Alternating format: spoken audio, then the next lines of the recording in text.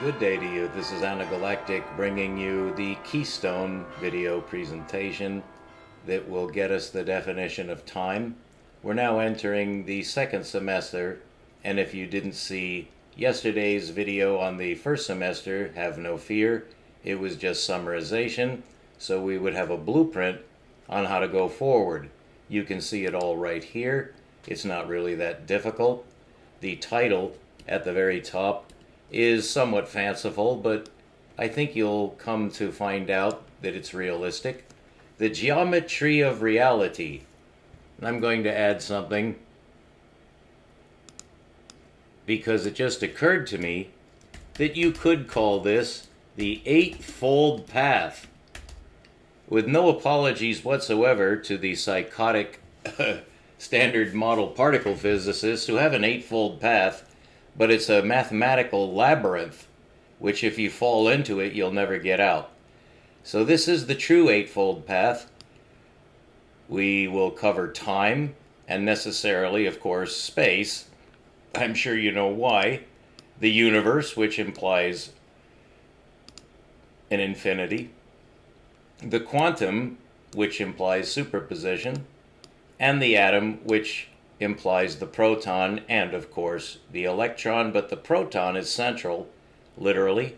So those are the first four items in the eightfold path. What we'll be covering in this lecture begins here at geometry. That's the key to everything. How mathematics fits in with that, very important to understand the role of mathematics.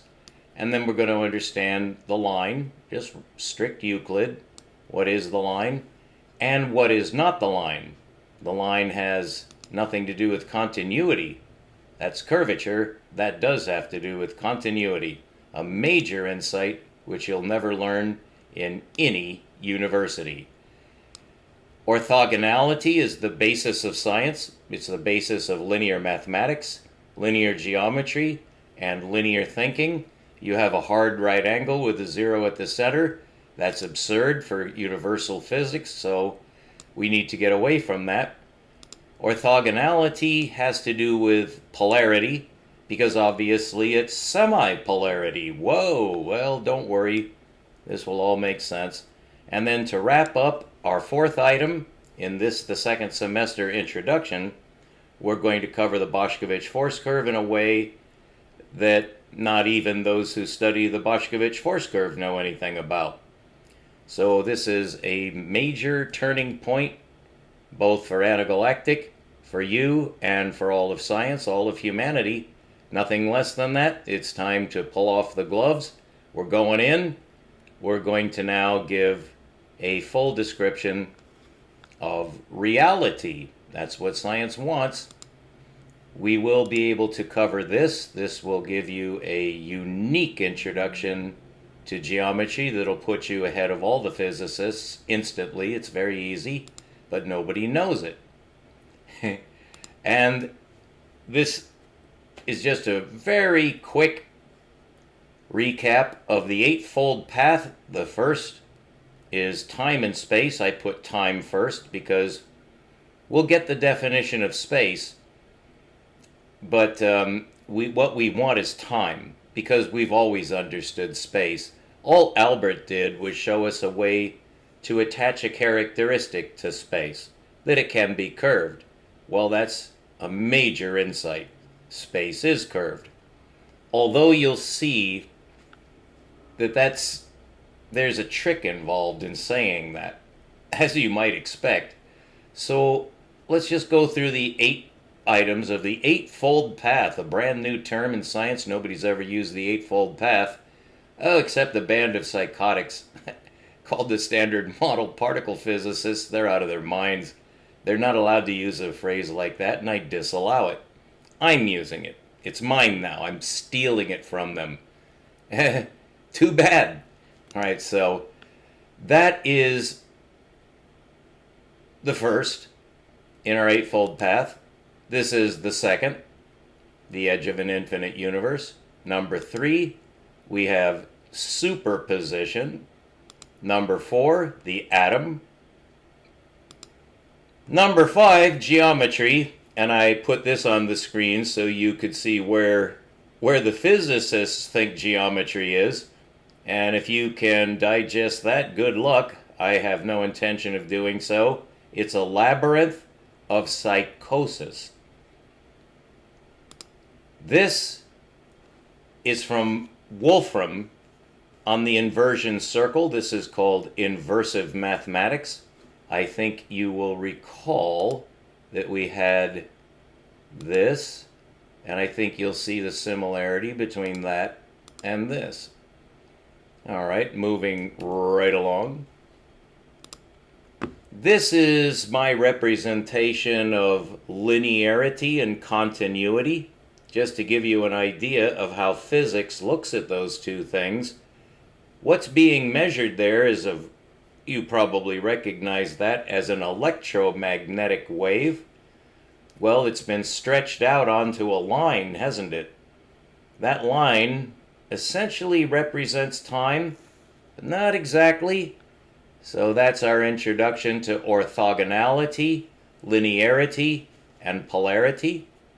Well, this will all make sense. This is just introductory. And finally, the Boschkovich force curve. There's yours truly attempting to show something about the Boschkovich force curve. And, quite frankly, getting the valence wrong. According to Wikipedia, 3 commentators picked up on that and left a kind enough message. One of them said, "Why did you make this video?" I erased that message. No trolls allowed here. But the other 2 were conscientious, but rather negative, because it looked like I had made a hideous error. Technically I did, but it led to a major discovery I'm now able to correct. Wikipedia. Always nice. I've corrected Wikipedia several times, for instance on the Chicxulub impactor. Wikipedia, it's quite amazing that it has an article on the Chicxulub impactor, which I strongly recommend you look into. You won't regret looking into the Chicxulub impactor. CHICXULUB, all one word. It refers to a comet that struck the Earth and wiped out 100% of the species with a 1 million Tsar Bomba explosion. The Tsar Bomba almost destroyed part of Europe. It was the largest man-made explosion of all time, set off by the communists under the direction of Sakharov, who at the last second dumbed it down with a lead tube, and I found out the substance that it replaced, which saved Europe. Because if they had exploded it at spec, which was the intent right up to the last second, the tube that they took out had uranium-238 in it. And it was replaced with lead, and no one is sure what would have happened if they had left in the uranium tube in the second stage. But it definitely would have gone off at least 100 megatons. It went off at about, the original or latest official estimate is 58 megatons. I've heard 62. It's not greatly significant. It's somewhere around 60. Well, that literally scared the shit out of the Nazi scientists on both sides of the Atlantic. The communist Nazis and the American Nazis called it off because it would destroy the world. Well, that bomb still exists. So, that's basically the eightfold path, beginning with space-time, which we're going to cover right now. It's rather simple, but it's never taught. I've tried conquering the Einstein field equation several times over the decades. I was just curious. I wasn't a scientist for most of my life. I actually stayed away from science because it's physics and calculus. I can't comprehend it. It makes no sense to me. But I sure would like to know the principles that have been derived. Well, when you try to understand general relativity, you're in for a fantastic ride. It's not good. I haven't found any exceptions. Nobody explains it correctly. Leonard Susskind gives the math. He does a fairly good job, I'd say. But if you want to understand the Einstein field equation, you're really dead serious. You work up some courage and you got to find the right source. Well, there is one. Dr. Physics A. And that's all one word. Dr. Physics A. Dr. Physics A. That's how it's pronounced, but it's Dr. physics, A, all one word. That's a channel. The man who describes the Einstein field equation will not cut corners on you. He'll give you the gamma terms. He'll give you, oh man, it's hypercalculus. But he explains it extraordinarily well. It's about 4 hours. I watched it twice. And it's a good thing I watched it twice. I'll probably watch it a third time when I have time. I do not have time now. I'm preparing a LaTeX document to expose the greatest discoveries in the history of science. Nothing less than that. Is no time. It's no time for cowardice or false modesty. I've got it. And it is multiple. So we're going to get it all. Space-time. Space-time is synonymous with general relativity. It's actually a formula for gravity. It is a gravitational formula. It uses the gravitational constant in the formula. The reason it's so complicated, so that only a computer can actually do the computations in real time, a human can't. So we couldn't go into outer space until we had supercomputers. That's why we're in outer space. The other reason is general relativity. In order to communicate with your probe, your craft, such as the Cassini vehicle that went all the way to Saturn and beyond, there's a time lag, and you have to compute the time lag for your instructions, which are set at the speed of light, but it still takes time. Well, that's relativity. It's that time lag. So you have a spatial separation. It's now known, according to Albert Einstein, that there's also a linear progression of time.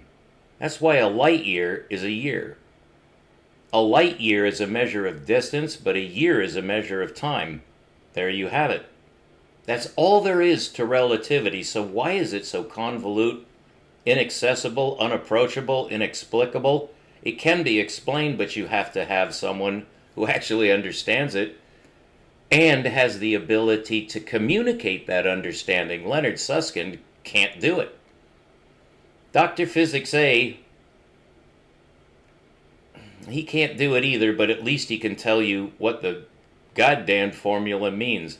A major problem in communicative science through textbooks is that you get these equations, but you never get a translation. That equation that you see, for instance, the Dirac equation for the wave phenomenon, or Einstein's field equation for general relativity, there's never a subheading explaining it. In my language is English. I sure would like to see what that formula actually says. That could easily be written out in English or any language, what the goddamn formula means. Never is done. Never. It's like you're supposed to look at that, and if you don't understand it, it's time to shell out $100,000 and 16 years of your life to get jackasses to explain it to you. And they don't understand it. That's our educational system. Oh, it's a prison. Calculus is a horrendous curse. I think you, yeah. I don't think I need to back that up. It's just obvious. Well, I have the answer for that too. So let's begin with space-time so we can understand it. I hope I've introduced it sufficiently, but there is some mathematics involved, of course. Why? Curvature. Curvature? Well, everything in the universe is curved. Everything is spherical. The only right geometry to approach the universe at the limits, going in where it becomes invisible, or going out where it becomes inaccessible and invisible. You can't use linear geometry. It doesn't work. We're going to be talking about that on the Eightfold Path. And we're in the second section, the geometry. This is the introduction to a full-fledged course on the Eightfold Path, which will change the face of science if anyone listens to it. But this is the introduction, the second part of our general introduction, to go through these bulleted points one by one. So going back, here's our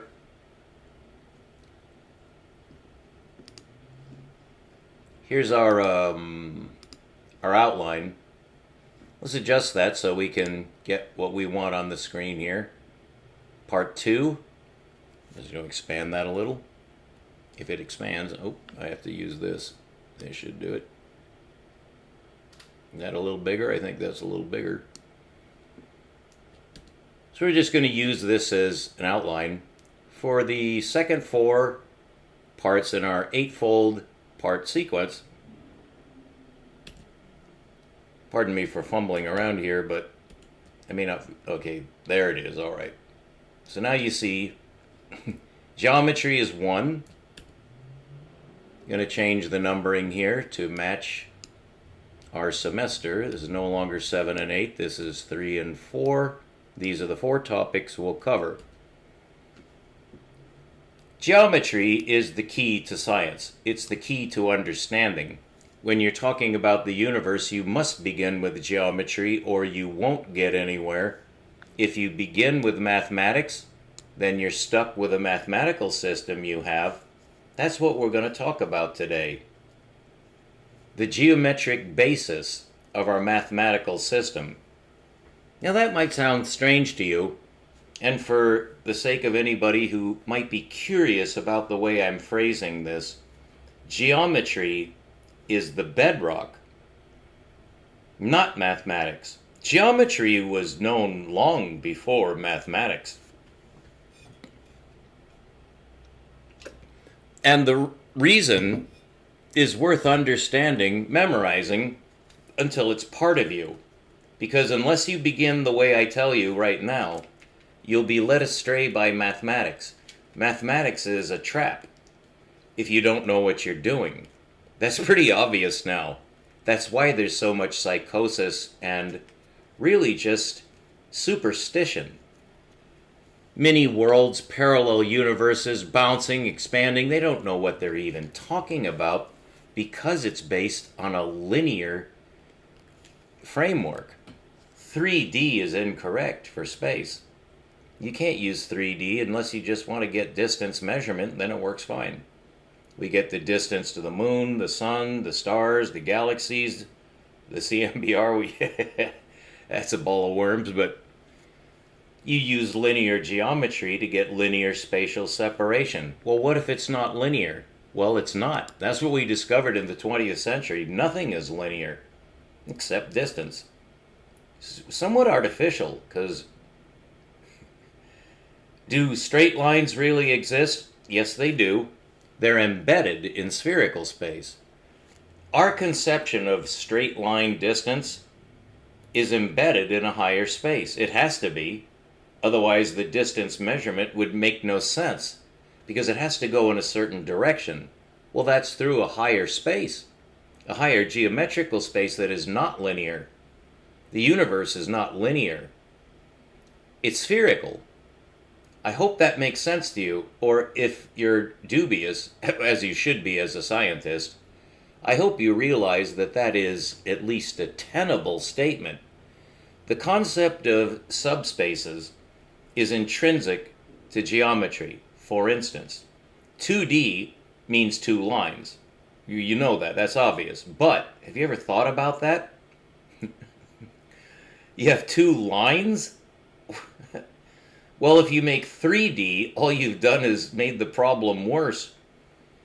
It works because you can compute curvature, but using a horrendous tool that's forced now, called the calculus. That's what the calculus is for. It's to turn the grid into curvature. That's why we have complex algebra as well. It's to get a spherical or a circular function into a linear space. There are now 4 linear spaces. I think you know that. 5 if you count 0. That's how Euclid began, with a dimensionless point. That's the beginning of the book Elements. It's not the line, it's the point. Because in order to define his line, it had to have parts. Because he was trying to show that linear spatial separation is logical. It's mathematically logical. And they did know, I shouldn't say they didn't know about numbers. They had no, well, humans have always known about 1, 2, 3, 4. But the geometry of the line had to be developed over centuries. There was no zero for centuries, although there were numbers. And there were no negative numbers, although there were numbers. Negative numbers had to be introduced, and of course it was called a tool of the devil or something like that because it sounded crazy. And then zero was also a problem. It still is a problem. So going to our second item here, we have the line. Well, that's Euclid. See, they're almost synonymous. Well, that's valid. He did get it right. Well, that's why it's survived over 2,000 years, is because it's a magnificent, you could even say miraculous system. The linear algebra is here to stay, and that's actually been proved. Because the nature of computability on a computer actually matches that of scientific need. That's why computers are such magnificent slaves. They save us an enormous amount of time. Everything you see on your screen, of course, is computer generated. Looks pretty realistic, doesn't it? Oh, unbelievably realistic. Well, that's due to binary logic. It's actually machine logic. There is a flaw, though. You can't divide by zero. There's a reason why you can't divide by zero. So to jump right into our second item here, the line is the basis of a geometry. It is a 1D object. The reason Euclid, he didn't, of course, use D because that means dimension. But Euclid, without using that word, knew about dimensionality. It's obvious from the way he began elements, because he began with a 0D object. That's called a point. And the reason he did that is because the line must have points in order to have distance, which is the goal, is to get distance. It's really all it was. Of course, it got there's a lot involved, but that's how it started, with a 0D object called the point. Well, it turns out, just to fill you in very quickly on where this has ended up, 2 years ago, in 2022, I discovered that there is another number system in which the linear number system is embedded. Now remember, the word embedded is a geometric concept, because 0D is embedded in 1D. 1D is embedded in 2D, and 2D is embedded in 3D. What Einstein did was carry that one more step, so that 3D is embedded in 4D. And that cannot be visualized because we don't have 4D perception. If you think of it, our perceptual system, in terms of linear dimensions, it's 3D. And that's worked miraculously well, but it does force out calculus. And that's hideous. That should have indicated to somebody, it just never did indicate to anybody along the way, since Leibniz and Newton, that calculus is really awful. It's not just because, oh, well, that's the way the universe made things, and so you have to learn calculus. No, you don't. You could actually use your mind to figure out why you needed calculus to begin with. Calculus actually doesn't work. Although that's dangerous to say, because it does work in a confined volume, such as the solar system. That's why general relativity, that is space-time, is so miraculous. It works on local scale. But to dive right into some pretty deep stuff, but I'm sure you can handle this.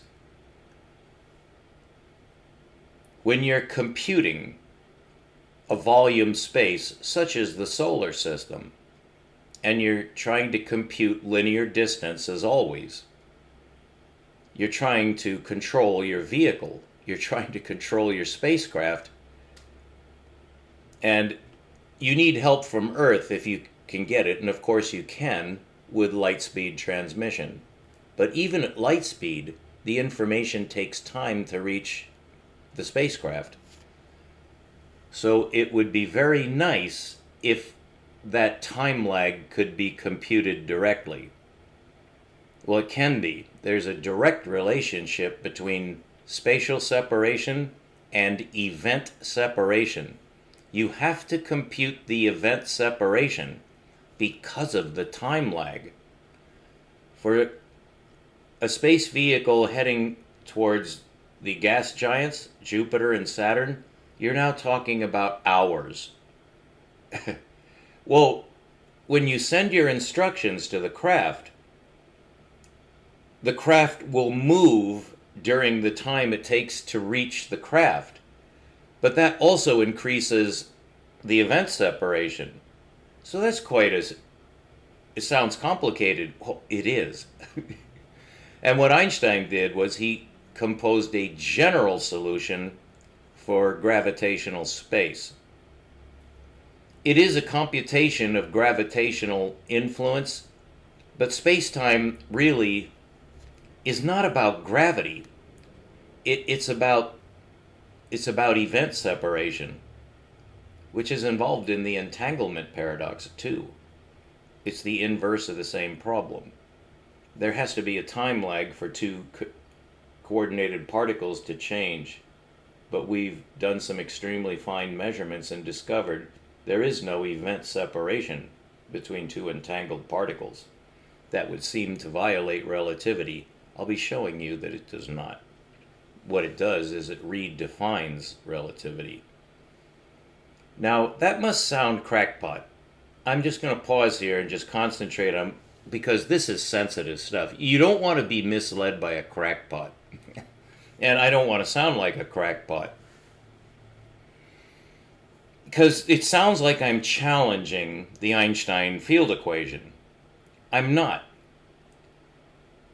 This has to do with superpositional state, in a sense. It's superposition of two ideas. It's a superposition of two geometries.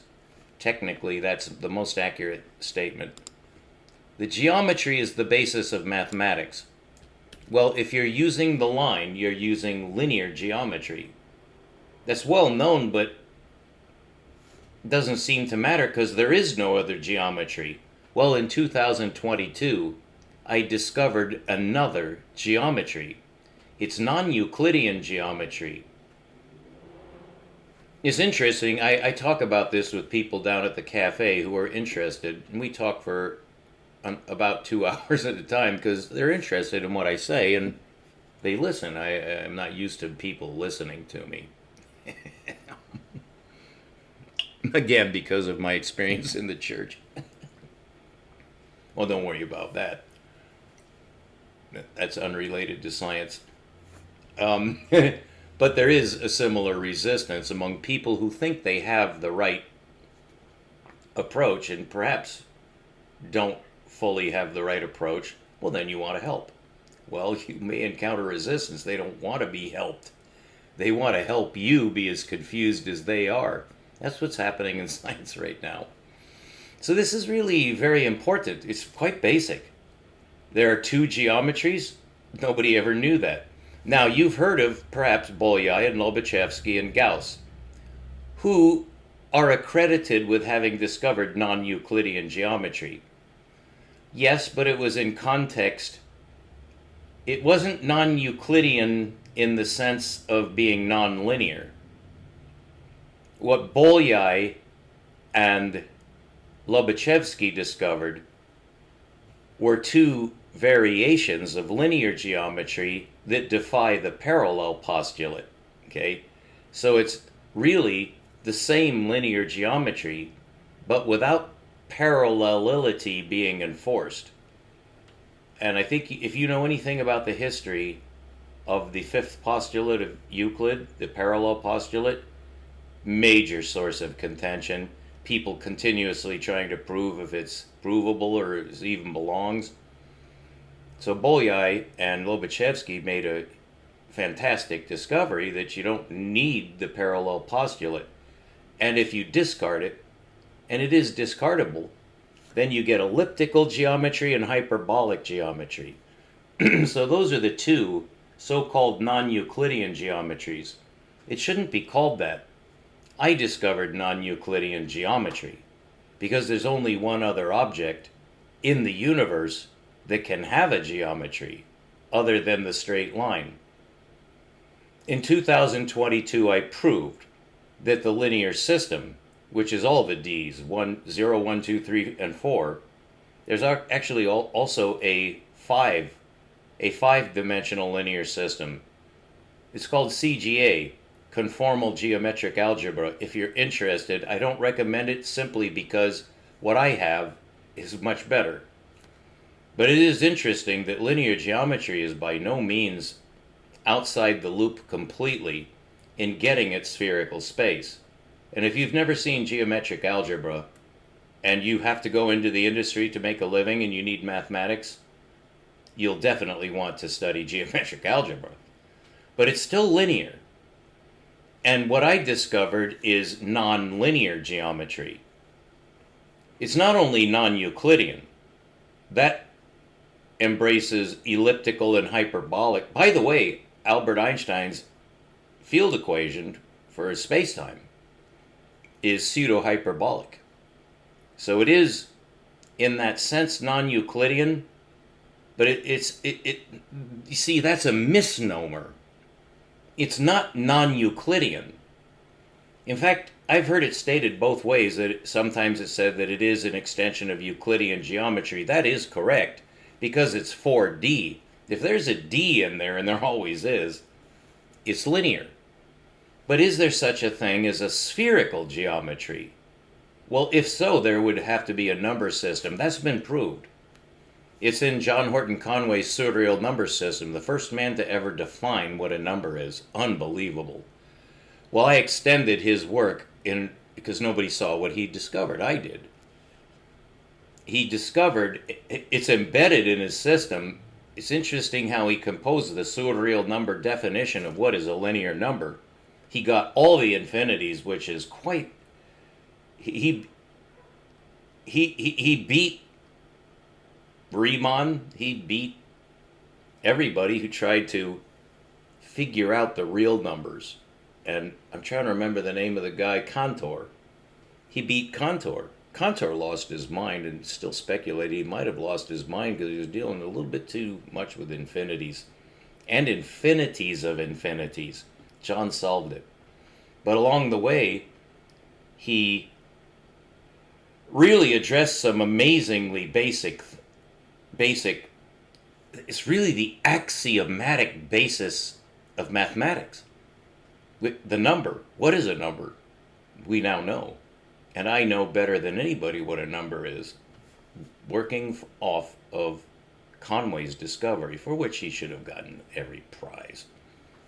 Well, now those prizes would go to me. I'm certainly not counting on it. I don't like money. It interferes with science. So, we do need to touch on spherical geometry just so you know what it is. And in order to do that, it would not hurt to show you this. Because that circle you can conceive of as a sphere. Take my word for that, but I don't think you need much convincing that a circle is intimately related to a sphere. It's a cross-section of a sphere.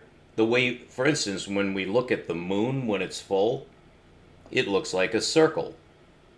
You have to extrapolate to know that it's a sphere. It looks like a circle. So that's our visual orientation towards sphericity. We can't see the surface because, of course, we would have to have some kind of exterior visual system that could see it in from all directions at once. Well, that's a clue what the sphere actually is. It's the ideal representation of distance. So when you draw a line, for instance, this line, you see I'm actually going to hold down the point that's marked OP so you can see what happens. This is called inversive geometry, and it's not difficult at all, but it might blow your mind. Now watch as I drag the point. See, it's highlighted? I'm going to drag it. See, everything else moves. This is the power of GeoGebra. It's a fantastic tool. As OP goes to infinity, IP goes closer and closer to 0.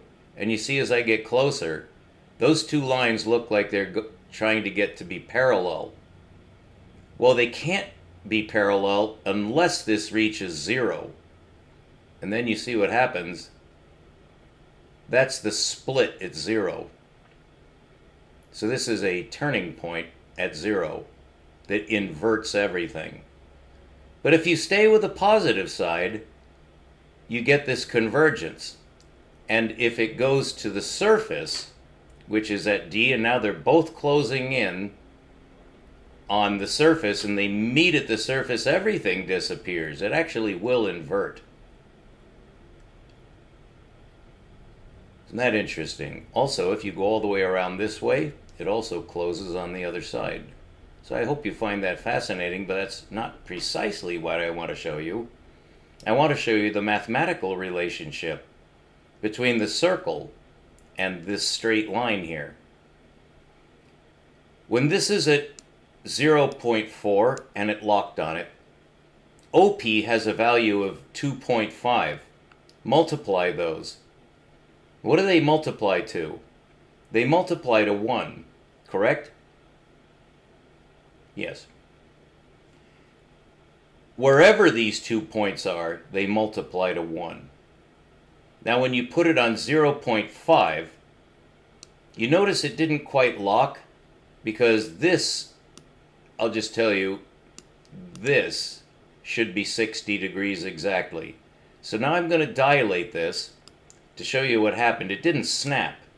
And I can set it to snap, but rather than show you how to do that, it'll snap at a whole number if you set it to do so. It didn't quite snap. So I'm going to push it closer. See if I think you saw that. It is set to snap, but its granularity didn't pick up the snap. Now you'll see that the number is exactly 60 degrees. This number at OP is 2. It's twice the radius. This number is half the radius. That relationship is the frequency wavelength relationship that Planck utilized in his discovery of the quantum of action. Planck discovered the quantum of energy or motion. Now, what this shows you is that with a two-component number, this would be one of the numbers, that's 0.5, this is the other number. If you make that one number, as is done with complex numbers, then the number is 1/2, comma, 2 over 1. So it's 1 over 2, comma, 2 over 1. A two-component number, neither of which is imaginary. So you don't need conjugate algebra. You know what you use instead? You use multiplication. So the relationship between those two numbers, which is 1 over 2 and 2 over 1, they're related on multiplication because they always multiply to 1. This number at D I'm clicking on, which is on the surface of the circle, has a value of 1. So when you move either one of these points so that it locks, IP is 1 and OP is 1. I hope that that arouses your curiosity.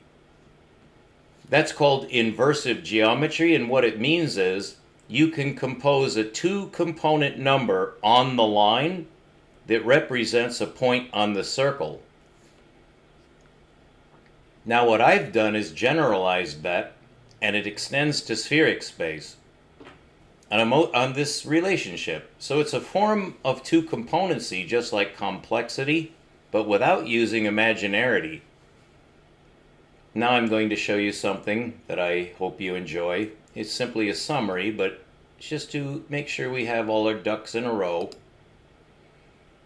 I'm going to turn this off and just talk for a moment about spherical geometry. If you decide that you don't like pi on the circle because it's irrational, the Greeks sure didn't like it. Do you know what the relationship is between the circle and its radius? I think you do. It's 2 pi r. Why is it 2 pi? The radius is considered to be 1 because that's the easiest radius to use to compute the circumference. So the ratio between the radius and the circumference is fixed by a constant number that's irrational called tau. Tau is 2 pi. The symbol was invented, actually Euler came up with that number, but nobody liked it. We use pi. There's reasons for that.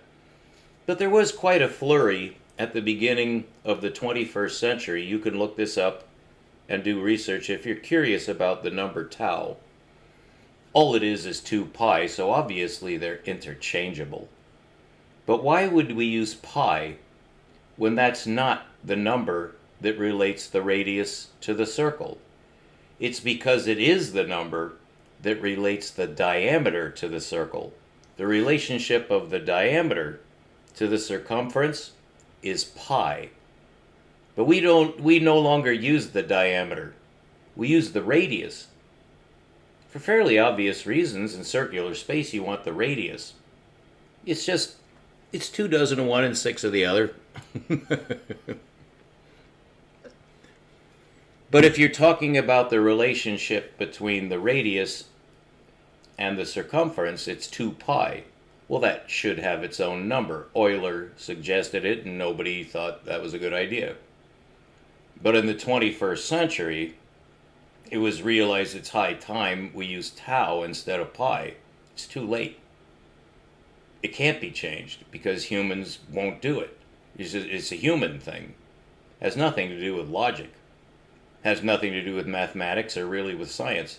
It's just, oh God, everything's already written in pi. Well, that's actually kind of valid. You know, when you're stuck with something like that, you really have to stay with it. It's like the black hole. Well, that's a stupid-ass name, but we're stuck with it. Big Bang, that's a shit-ass name, but we're stuck with it. Nobody's going to change that. Well, it's the same thing with tau. Nobody's going to go to tau. They like pi. Well, that makes a lot of jokes. You like pi? Yeah, hilarious. I don't like that. Well, it's my business not to like that because I'm a morphologist. And I make these decisions, and it's not always pleasant. Can't do it. So, but it is tau. And all it is 2 pi, so you can figure out it's about 6.28 ... That ... is a killer, because that's not a number. It's not a number. You know why? It's not on the line. You know why? Because there's a hole there. When you quantize the line, there are no irrational numbers. If you quantize the line, it's 1, 2, 3, 4. There's nothing in between those numbers. Well, it has to be is 2.1, 2.2. Well, once you get to 2.3, it's irrational. That's a repeating decimal, so you're done. Geometrically, you're done. You can't have irrational numbers in geometry. It's precise. That's why it's the basis of science, not mathematics. So your mathematics has to conform to the geometry, not the other way around. We try to linearize everything. Because we have no choice, we're using one-component numbers. Well, I proved in 2022 that with a 2-component number, you can parameterize spherical space. Now, the way that's done is quite interesting, and this is our address of infinity, a most important pseudonumber. Let me get back to the right screen on this. Which one is it? So this one? No, that's the infinite universe. Oh yeah, the infinite universe. So the universe has a curious property spatially that it goes on forever, and that is imaginary. We can't imagine it. That's why we don't like it. It's incomputable. So it's not a number. Infinity is an abstraction, but it's real. There is such a thing as infinity. But if it's incomputable, well, we really don't like that. We would rather that it was computable. Well, I found out the way to do that. And it uses a trick that's used in complexity. But it turns out that this is the right way to use complexity and imaginarity. So that's quite a mouthful. All it means is you can rationalize the edge of the universe. It must be done. It can be done rationally without throwing anything out. You can't throw out infinity. There's a very good lecture that I just looked at today, in fact, because I follow Unziker, one of the foremost scientists of our day. I'm going to be writing to him to just introduce myself because I can help Alexander Unziker enormously. The reason is Alexander has been looking into a lot of shit going on in physics, just as Dr. Sabine Hassenfelder is just pulling the sheets off of these bastards. Without having a solution, though, that's really miserable. If you're just throwing mud pies, you're probably doing a service. It entertains us. We like to see these bastards.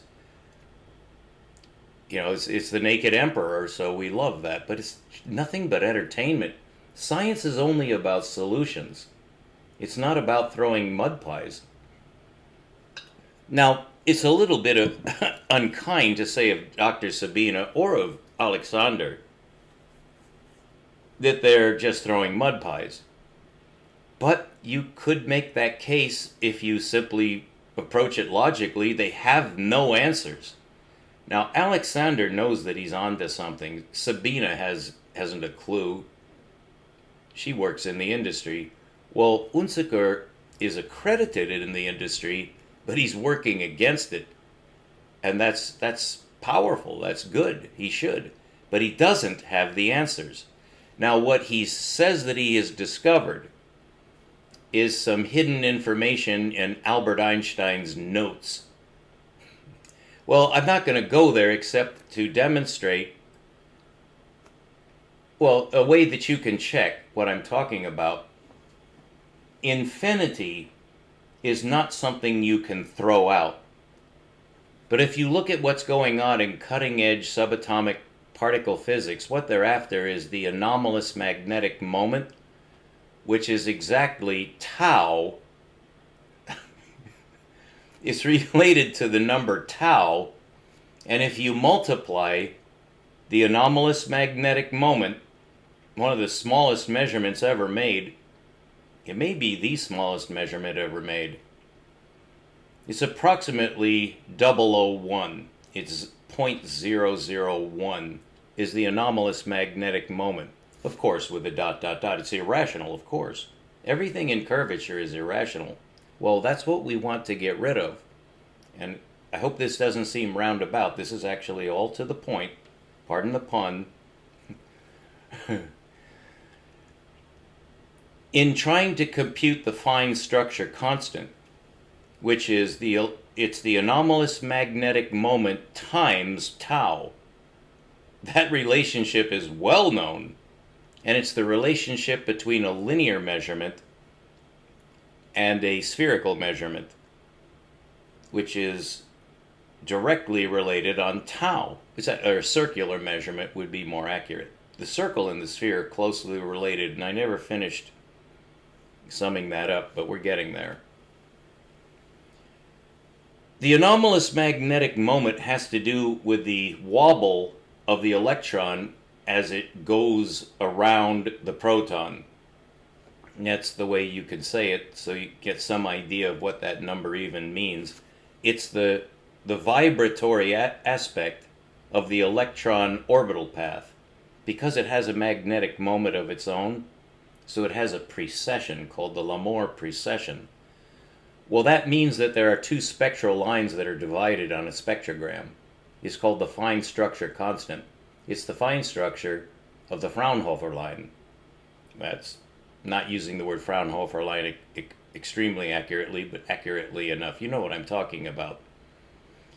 So, that is a very tiny distance between those two spectral lines, which at first looked like one spectral line, but on expanding it to look at it closer, there's a gap of 0.001. I'm not going to try to say the unit because I might get it wrong. It's extremely tiny, of course. So, the fine structure constant just pops up everywhere. Feynman and many other men, Dirac, all talked about the fine structure constant, which is exactly the same thing as talking about the anomalous magnetic moment, but with a factor of tau worked in. Interesting, yes? So all this ties together, but where are we going with it? Here's where we're going with it. In trying to compute that number over decades, it is a list of people who have measured this. And what they're trying to show is that quantum chromodynamics or quantum electrodynamics is the most accurate predictor of all. A case could be made for that, but there's a gigantic hole in it. To understand what is the fine structure constant requires spherical geometry, which only I have right now. So that's where we're going with this, is to get the fine structure constant and the anomalous magnetic moment, the cutting edge of science right now. But what I wanted to point out is that in all these measurements, in order to prove that the quantum really is now several names, because they don't know what they're doing, so they have several names for the same things, because it keeps changing, because they can't get it right. They just can't. They just can't. They don't know why they can't. So when they think they've gotten close to identifying a constant like this, they need to measure it accurately so it'll match their mathematics to prove that their mathematics is right. That's never going to happen. And what Unziker points out in one of his more recent presentations is that all of these attempts to get a measurement of this constant as accurately as they can, what they're doing is, when they do that, when they make those measurements to make it match their predictions, they throw out whole infinities. Well, Dirac was alive as this began, and he just ridiculed it mercilessly for obvious reasons. You can throw out a tiny number. That's done in calculus. Every time you do the calculus, you throw out a delta. That's why it doesn't work, by the way. But it works well enough in local space because you can make it as small as you want. Well, that means you can machine what you're building to specs that will work, including the transmission of light across light hours of space, and still have it work to control your spacecraft. Well, that's the magic of general relativity. It's a calculus conversion to get what's essentially a circular or spherical function. Well, there's always going to be a part that you throw out. You don't care. That's what all the calculus textbooks say. Just basically staring out at you from the page, all the professors, oh yeah, just accept it. Well, you can do that with an infinitesimal amount if you're doing engineering. Just happens to work for us on Earth. It's great. But as for computing reality, it does not work. Now, what they're doing at the cutting edge of so-called particle physics is trying to compute these numbers to show that their mathematics work, so the government will continue to fund whoever gives the best bullshit story. Because the government wants that weapon, Charlie. And if it can crack the proton, it can get another weapon. We already have one sufficient to destroy the Earth. 3 nations. You don't need an H-bomb. All you need is an S-bomb, which begins at 100 megatons, and nobody knows what the upper limit is. Sakharov and his team computed that it's actually, you can make it as strong as you like. Just set off a bomb and blow a crater right through the Earth if you can get enough fissionable and fusionable material. It's incalculable. Well, 100 megatons is enough to destroy half of Europe. So that's remarkable. We already have that. Well, they're not satisfied because it's not even human. A government is not human. Okay, so that's where we're at. So that's why they're doing this. They're throwing out whole infinities in their mathematics in order to get money. That's why you can't deal with money in science. They don't go together. Because the governments control the money, for Christ's sake. So that's why they're throwing out whole infinities. Unziker caught them doing it. They can't deny it. Now it's on record. There's other videos he refers you to. I've seen those too. Yes, they do. They throw out entire infinities to make their mathematics seem like it's homing in on the strong force. Quite a story. I mean, you might be tempted to look into that, or you might be scared out of your mind. I wouldn't discredit either one of those reactions, but that's the way it is. So what am I doing? I'm showing the right way to address that. What you need is a two-component number system. It's really quite obvious. Complex numbers practically prove that. Did you know that in physics, that's the only number system used now? You can check me on this. They don't use real numbers. And real numbers are not even real. That's provable. I did prove it. Real numbers are completely unreal. They're linear, so they're already quantized. That's why we have the quantum problem. All right, so to make this as short a lecture as we can, I'm going to direct your attention now to the third item down, orthogonality.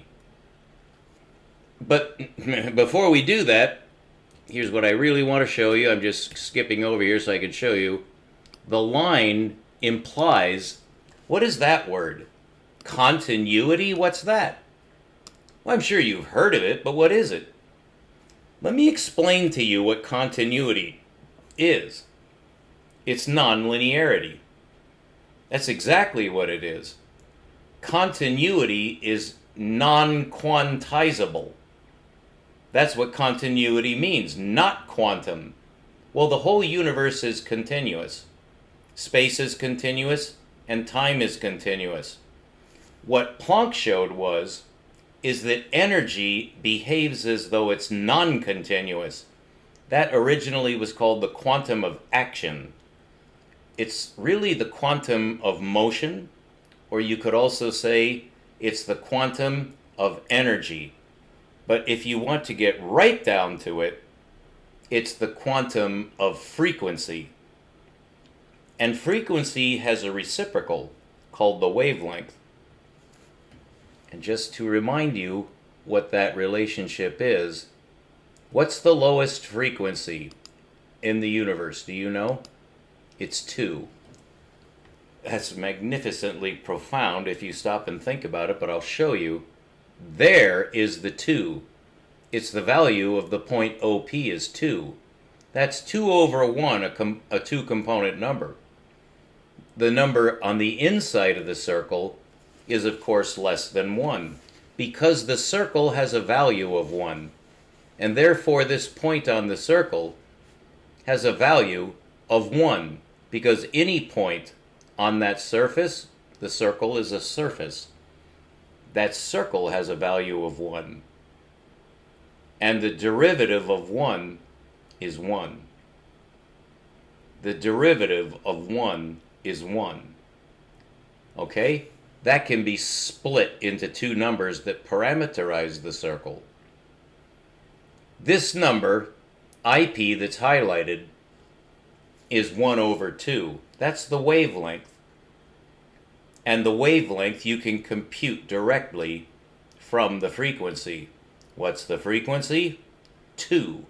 The lowest frequency in the universe is 2, which means that the highest, you could say, wavelength is 1/2.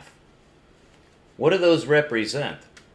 They represent something on the circle. Both of them do. In this diagram, this construction, the two numbers go out and in at the same time. To the proportion that IP never reaches 0, OP never reaches infinity. So that's a direct relationship between the center of the system and the edge. What I discovered, and this is the best formulation I've come up with so far, so this is helping me as well. What I discovered was a second theorem, building off of the antipodal theorem, which simply shows that the line is embedded in a circle. It's actually, the circle is embedded in a sphere. So that's the hierarchy. But there is no 0. There is no 0 in proportional space because the lowest number of all is 1. And there is no number less than 1. Now the way we conceive linear space, to the proportion that there is a number greater than 1, there must be another number less than 1. That's not how it works in spherical space, and this construction shows it. That as you go out, another number goes in simultaneously. And as they do so, they don't change their harmonic relationship. They're always the number 1. So 1/2 and 2 over 1 always multiply to 1. When I move this, and you'll see, I'm sorry, I'm doing this, I got to get over to GeoGebra. If I move OP out, you see I'm dragging it out, IP goes in. If I move OP towards the circle, IP also moves toward the circle so that they'll meet at 1. That means these two numbers always represent the circle on a 2-component number system. So that's very similar to complex numbers, except you don't have an imaginary component. Now comes the interesting part. What do you do with 0 and infinity? Well, this shows that they're related, because you can drag IP to 0, and what happens then? Everything disappears. But they're almost parallel. Right here they're parallel, but they disappear off the screen because it's a division by 0 error. And that shows up here. You'll see OP is infinity and IP is 0. That is a division by 0 error. And you can't throw out the infinity. So there's a relationship between the center and the edge, but not in linear space. There's no relationship. But in spherical space there is. Because then this point is not 0. And the reason is you can never reach it. You can't reach it for the same reason you can't reach infinity. Because if this could reach 0, the outer number would reach infinity. Neither one of those numbers exists. They're imaginary. Now hold that thought. Both of the numbers shown here, 0 and infinity, are both imaginary. We just proved it. Well, now we can use that fact to reconstruct universal space that's nonlinear. This is the beginning of nonlinear geometry. Here's how it works.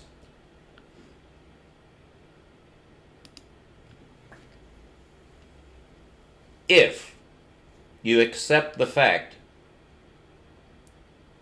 that there is an edge to the universe, but it's imaginary, we can use what we just learned about imaginarity to say that that's a new number.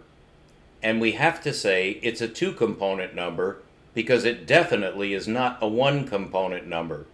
Now you have to prove that the 2-component number is real. Here's how you do it. You give it a 2-component number for the edge, which is imaginary. So this is an imaginary number for the edge of physical space. That number is infinity over 1. And since the two numbers have to multiply to mean anything, you know that if it's infinity over 1, it has a reciprocal in the number system I just showed you, which is frequency wavelength. Okay? The basis of light speed is frequency wavelength multiplying to 1. When you multiply frequency times wavelength, it equals light speed. That's known. Planck proved that. You can look it up if you don't believe me, but that is a 1. So the lowest frequency is 2. The wavelength obviously is 1/2. That's a 2-component number. Now we're just going to do the same thing. We have an imaginary number over 1. That means that the center is 1 over that number, so that they can multiply to 1. Well, then you might say, well, what good is that? What does that 1 represent? A sphere. If the edge is the biggest number, it's so big that it's imaginary, and that's the edge. That's why it's imaginary. We can't see it. We know it's there, though. Well, this is how to numerically, rationally represent it with an imaginary 2-component number. That means that the lowest number, that's lower than any other number, is also imaginary at the center. Now, we don't give that a name because it's imaginary. That is its name. It's 1 over spherical infinity, which is imaginary. So the center of the universe is imaginary. That's true. We've never found it because we can't find the edge. They're reciprocal. That's the point. So they multiply to 1. Instead of the linear numbers adding to 0, just 1, -1, plus infinity, minus infinity, that's polarity. That's on our list. Those numbers all add to 0. Well, in this space, all the numbers multiply to 1, but instead of generating a line, it generates a sphere. So the center of that sphere, inside of it, is imaginary. Now what's outside of it? Those whole numbers, OP. OP, as you drag it, oops, I get it over there. You drag your number this way. There's OP. When it's locked at 2, it makes this interesting angle. It's 60 degrees. We'll get to that later. But this number here, IP, is 1 over 2. This number is 2 over 1. To compute spherical space, this circle that I just highlighted has the value of 1 because you're multiplying the interior, which is basically an imaginary point. This is the surface of an imaginary point. The entire interior of that circle is imaginary, but outside of it, it's space. So this is space. What do you think this number is? Would you guess time? You would be very close to correct. This is actually wavelength, which is a wave number, and this is the frequency. I actually got that backwards, but actually they're invertible. You could say this is, we won't go there. I don't want to confuse you. But this is pretty obvious, that this 1/2 is proportional to this 2, because they multiply to the surface, which has a value of 1. That is the surface of space. And what's outside of it is space. And instead of there being linear metricization on this line, the horizontal line, the metricization is spherical in shells. That matches the atomic system. It also matches the structure of stars, which are spherical due to gravity. So sphericity is everywhere. This circle represents that sphere, and now we can parameterize the sphere on a 2-component number by making the universe's edge the largest imaginary number. That is the largest number, so large it is imaginary, and the center, the reciprocal imaginary infinity. When you do that, you get a real number, and it's a sphere with a value of 1. So the sphere is going out in concentric rings. This at 2 would be a concentric ring. This would be a new concentric ring.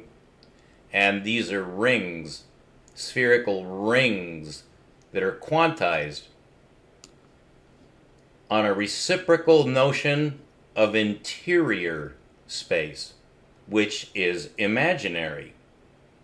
So in effect, this is a complex number, that the 1 over 2 is imaginary, to the proportion that the 2 is real, because the 2 represents space in shells. What I now know, due to a discovery made here this week, this number, the IP going in, represents the strong force. This number going out is the reciprocal of the strong force. And that ties in with Boshkovichian two-force dynamics, which is now known. Certainly here at Anagalactic it's known.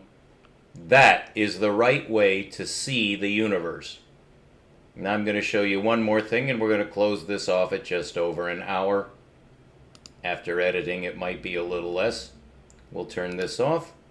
We'll turn this back on and skip on over to what we want, which should be there. There it is. That's the Boshkovich force curve for a particle-particle relationship at the quantum limit. As you already know, if you've been tuning in, each one of these arcs, there are 3 of them, you see. Actually, there are 4 of them below the line and 3 of them above the line. Those arcs are electronic shells. They're the shell system of the atom. The innermost curve is by far the most interesting. It represents the closest approach of an electron to a single proton nucleus. It's about 0.7 femtometers, where the 2 protons overcome their repulsive force. They're mutually repulsive unless they get to what's labeled C, right next to 0 there. That's where they lock, if they're 2 protons. If it's an electron, you're seeing it going into its inner orbit, which is a fixed distance throughout the universe. So this is a geometric constant, and that's the secret of the universe. We're going to get to time in the next sequence of lectures, which will be either later today or tomorrow, depending.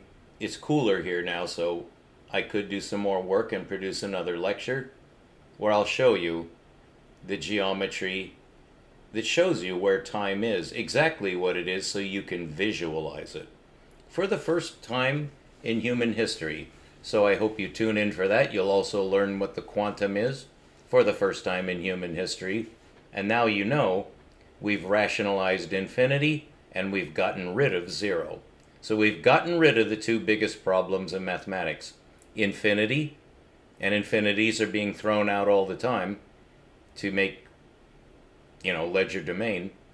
But the 0 is also a magnificent problem, particularly for the supermassive black hole geometry. I solved that. And this also eliminates the Big Bang forever. So we've got a whole list of major discoveries, all because of this geometry. So tune in so you can find out the secret of time. You'll be the first to know. Right now, I'm alone. So thank you for tuning in. And I'm sorry I get a little emotional. It's a lot of stress.